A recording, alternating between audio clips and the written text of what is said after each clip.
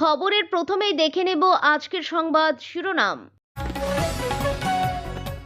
I-PAC থেকে সব নিয়ে গিয়েছেন মুখ্যমন্ত্রী, চরম সংঘাত হাইকোর্টে, ইডি বনাম তৃণমূল ধুন্ধুমার। কাতারের সামরিক ঘাঁটি খালি করছে আমেরিকা, রাতে কি ইরানে হামলা চালাবেন ট্রাম্প? সুপ্রিম কোর্টের নির্দেশ উপেক্ষা করে কয়েকশো পথকুকুরকে বিষ খাইয়ে মারার অভিযোগ।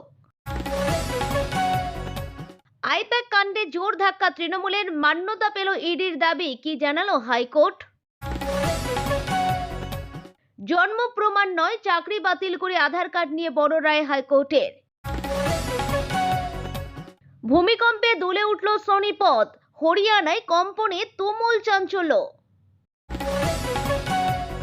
মৃত্যুহার 40 থেকে 75%। নিপা ভাইরাস কতটা ভয়ঙ্কর, কি কি উপসর্গে সতর্ক হবেন, প্রতিকারী বা কি জানা জরুরি। আসছি বিস্তারিত খবরে।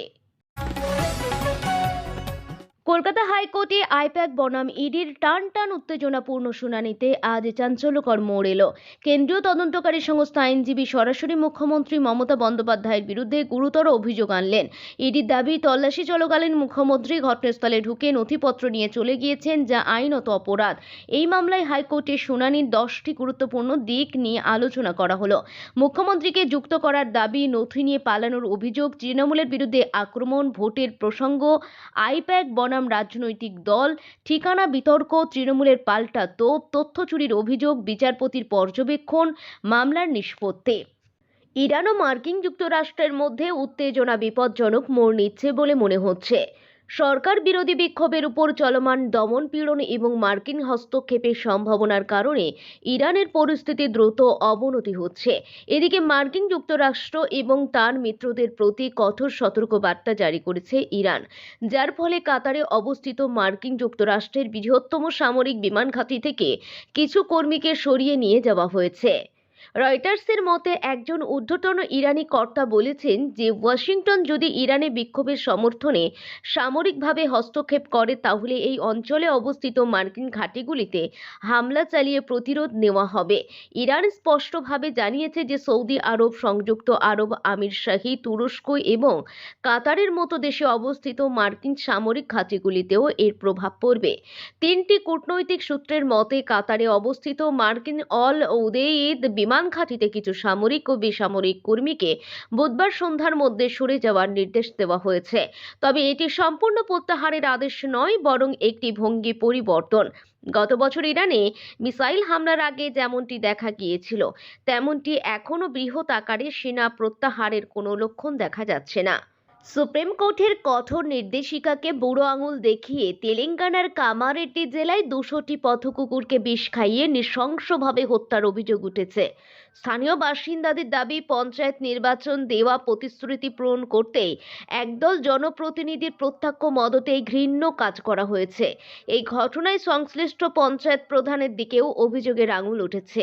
জনবসতি এলাকায় কুকুরদের উপদ্রব কমানোর নামে এমন নির্মম হত্যাকাণ্ড এলাকায় ব্যাপক চাঞ্চল্য সৃষ্টি করেছে। পুলিশি তদন্তে উঠে এসেছে এক ভয়াবহ পরিসংখ্যান, যেখানে দেখা যাচ্ছে গত এক সপ্তাহে তেলেঙ্গানায় প্রায় 500টি পথকুকুরকে একইভাবে খুন করা হয়েছে। আইন অমান্য করে এমন অমানবিক পদ্ধতিতে এই নিধনযজ্ঞ চালানোয় ক্ষোভ উগরে দিয়েছেন পশুপ্রেমীরা। পুলিশ ইতিমধ্যেই ঘটনার তদন্ত শুরু করেছে এবং অভিযুক্তদের চিহ্নিত করার প্রক্রিয়া চলছে। আদালতের নিষেধাজ্ঞা সত্ত্বেও কিভাবে একের পর এক জেলায় এই ঘটনা ঘটছে, তা নিয়ে উঠছে বড় প্রশ্ন। রাজনৈতিক পরামর্শদাতা সংস্থা আইপ্যাক সংক্রান্ত ইডির অভিযান ঘিরে আজ কলকাতা হাইকোর্টে মুখোমুখি হয়েছিল এনফোর্সমেন্ট ডিরেক্টর এবং তৃণমূল কংগ্রেস। আজ এই মামলা শুনানি হলো হাইকোর্টে। এর আগে গত 9 জানুয়ারি আদালতে ভিড় এবং বিশৃঙ্খলার জেরে বিচারককে এজলাস ছাড়তে হওয়া শুনানি পিছিয়ে 14 জানুয়ারি করা হয়েছিল। আইপ্যাকে ইডির তল্লাশি নিয়ে তৃণমূলের অভিযোগ টিকল না। সুপ্রিম কোর্টে শুনানি না হওয়া পর্যন্ত মামলায় স্থগিত রাখার আবেদন জানিয়েছিল ইডি, আর সেই আবেদনকে মান্যতা দিল কলকাতা হাইকোর্ট। এই মামলায় ইডি আদালতে জানায় যে আইপ্যাকের বিভিন্ন ঠিকানায় তল্লাশি চালানোর সময় তাদের কাজে বাধা দেওয়া হয়, সংস্থার অভিযোগ যে আইন মেনে তল্লাশি এবং নথি বাজেয়াপ্ত করতে গেলে সেখানে উত্তেজনাকর পরিস্থিতি তৈরি হয়ে যায়। সেই সঙ্গে তদন্তের সঙ্গে যুক্ত গুরুত্বপূর্ণ নথি এবং ইলেকট্রনিক ডিভাইস সরিয়ে নেওয়া হয়। ইডির দাবি যে ওই সময় রাজ্যের শীর্ষ প্রশাসনিক এবং পুলিশ আধিকারিকদের উপস্থিতিতেই এই ঘটনা ঘটে, যা তদন্ত প্রক্রিয়াকে ব্যাহত করেছে। সংস্থার তরফে বলা হয় যে এটি একদম ন্যায় বিচারে বাধা দেওয়ার মতো ঘটনা। অন্যদিকে আবার তৃণমূল কংগ্রেসের দাবি যে আইপ্যাক সংক্রান্ত অভিযানে ইডি বেআইনিভাবে রাজনৈতিক এবং নির্বাচনী তথ্য বাজেয়াপ্ত করেছে। তৃণমূলের বক্তব্য, 2026 সালের বিধানসভা নির্বাচনের প্রস্তুতি সংক্রান্ত কৌশল সমীক্ষা রিপোর্ট, সাংগঠনিক তথ্য ও ভোটার সংক্রান্ত ডেটা নিয়ে গেছে ইডি, যার সঙ্গে টাকা পাচার অথবা কোনো অপরাধের কোনো সম্পর্ক নেই। তৃণমূল আদালতে জানায় যে এই ধরনের তথ্য পুরোপুরি রাজনৈতিক দলের অভ্যন্তরীণ বিষয়, আর সেই তথ্য বাজেয়াপ্ত করা গোপনীয়তার পরিপন্থী। তাদের অভিযোগ যে ইডির এই অভিযান রাজনৈতিক উদ্দেশ্য প্রণোদিত এবং এক প্রকার হেনস্থা। জন্ম প্রমাণ নয়, চাকরি বাতিল করে আধার কার্ড নিয়ে বড় রায় হাইকোর্টের।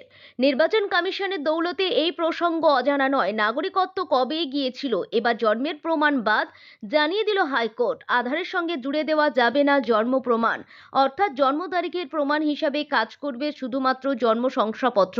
মঙ্গলবার এমনই নির্দেশ দিয়েছে মধ্যপ্রদেশ হাইকোর্টের বিচারপতি জয়কুমার পিল্লাইয়ের সিঙ্গেল বেঞ্চ।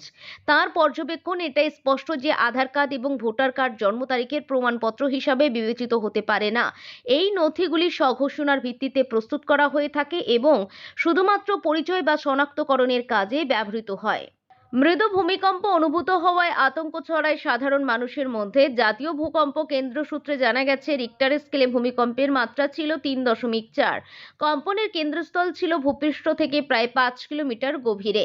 ভূমিকম্পের জেরে অনেক এলাকায় মানুষ আতঙ্কিত হয়ে বাড়ি, দোকান ও বিভিন্ন ভবন থেকে বাইরে বেরিয়ে আসে। তবে এই ঘটনায় এখনো পর্যন্ত কোনো হতাহতের খবর বা বড় ধরনের ক্ষয়ক্ষতির তথ্য মেলেনি বলে জানিয়েছেন প্রশাসন।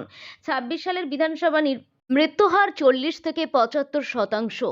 নিপা ভাইরাস কতটা ভয়ঙ্কর, কি উপসর্গে সতর্ক হবেন প্রতিকারী বা কি জানা জরুরি। নিপা ভাইরাসকে ঘিরে নতুন করে উদ্বেগ বাড়ছে দেশ জুড়ে। সরকারি স্তর থেকে শুরু করে বেসরকারি হাসপাতাল, সব জায়গাতেই জারি হয়েছে বাড়তি সতর্কতা। চিকিৎসকদের স্পষ্ট বার্তা, এখনই আতঙ্ক নয়, বরং সচেতনতা আর সাবধানতাই সবচেয়ে বড় অস্ত্র। কারণ নিপা ভাইরাস সংক্রমণ বিরল হলেও অত্যন্ত মারাত্মক, আর সময় মতো লক্ষণ চিহ্নিত করতে পারলেই প্রাণ বাঁচানো সম্ভব অনেকটাই বেড়ে যায়।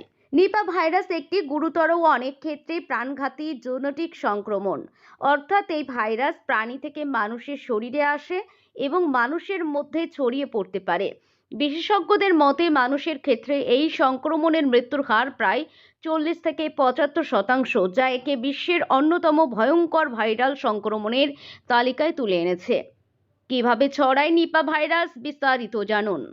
চিকিৎসক ও জনস্বাস্থ্য বিশেষজ্ঞদের মতে বাদুড়, বিশেষ করে ফ্রুট ব্যাট এই ভাইরাসের প্রাকৃতিক বাহক। বাদুড়ের লালা বা প্রস্রাবে, দূষিত ফলমূল কিংবা কাঁচা খেজুরের রস খাওয়ার মাধ্যমে মূলত মানুষের শরীরে নিপা ভাইরাস প্রবেশ করে। এছাড়াও শুয়োর ও কাঠবিড়ালির মাধ্যমেও এই সংক্রমণ ছড়াতে পারে। সংক্রমিত প্রাণীর অর্ধেক খাওয়া ফল বা শাকসবজি না ধুয়ে খেলে ঝুঁকি বহুগুণ বাড়ে। কোন কোন উপসর্গ দেখলে সতর্ক হবেন আপনারা, জানুন সেটি। নিপা ভাইরাসের সংক্রমণের শুরুতে লক্ষণ অনেকটাই সাধারণ জ্বরের মতো। জ্বর, মাথা ব্যথা, বমি, কিছু ক্ষেত্রে শারীরিক দুর্বলতা ও আচরণগত পরিবর্তন। রোগ বাড়লে মস্তিষ্ক, ফুসফুস আক্রান্ত হতে পারে। বিভ্রান্তি, খিঁচুনি, শ্বাসকষ্ট, এই লক্ষণগুলি অত্যন্ত বিপজ্জনক। এই ধরনের উপসর্গ দেখা দিলে দেরি না করে দ্রুত চিকিৎসকের কাছে যাওয়াই সবচেয়ে গুরুত্বপূর্ণ। চিকিৎসকদের মতে নিপা ভাইরাসের এখনো কোনো নির্দিষ্ট বা নিশ্চিত চিকিৎসা নেই। মূলত উপসর্গ অনুযায়ী চিকিৎসায় ভরসা। তবে দ্রুত হাসপাতালে ভর্তি হয়ে সাপোর্টিভ কেয়ার পেলে মৃত্যু ঝুঁকি অনেকটাই কমানো সম্ভব। কিছু ক্ষেত্রে রাইবাভির M102.4 মনোক্লোনাল অ্যান্টিবডি কিংবা ফ্যাভিডাভিরের মতো অ্যান্টিভাইরাল ও ওষুধ সীমিতভাবে ব্যবহার করা হয়। একটি গুরুত্বপূর্ণ তথ্য, নিপা ভাইরাস বাতাসে ভেসে বা সাধারণ ড্রপলেটের মাধ্যমে ছড়ায় না, ফলে করোনার মতো মাস্ক ব্যবহারে বিশেষ সুরক্ষা মেলে না। বরং দূষিত খাবার এড়িয়ে চলা এবং অসুস্থ ব্যক্তির শরীরে রসের সংস্পর্শ এড়ানোই সবচেয়ে কার্যকর প্রতিরোধ। মনে রাখবেন, নিপা সংক্রমণ থেকে সেরে উঠলেও তার প্রভাব দীর্ঘদিন শরীরে থেকে যেতে পারে। তবে আশার কথা, ভাইরাসটির মৃত্যুহার এত বেশি যে এটি দীর্ঘদিন ব্যাপক আকারে ছড়িয়ে পড়ার সুযোগ পায় না।